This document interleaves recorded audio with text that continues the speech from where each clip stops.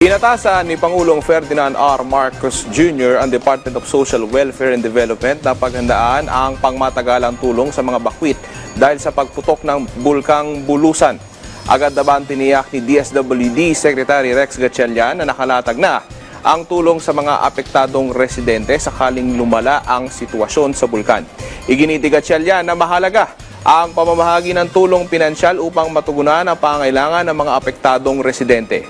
Gagamitin ang tulong pinansyal sa mga nasirang bahay at makapagsimula sila ng panibagong pamumuhay matapos ang pinsalang dulot ng pag-aalburuto ng bulkan.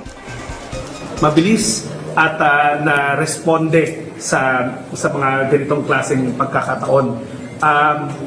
Pangalawa, kahapon din nag-usap kami ni Gov, nag-request yung province ng 20,000 na food packs. Ready yun, nasa bodega na natin yun. Anytime you can keep on withdrawing it para makarating mo sa nangangailangan. But more than anything, ang report ko nga sa Pangulo, Gov, mga mayors, nai-impress ko kami sa bilis ng probinsya at ng mga local governments dito gumalaw. Nag-report sa ating Pangulo na malinis na yung mga lansangan.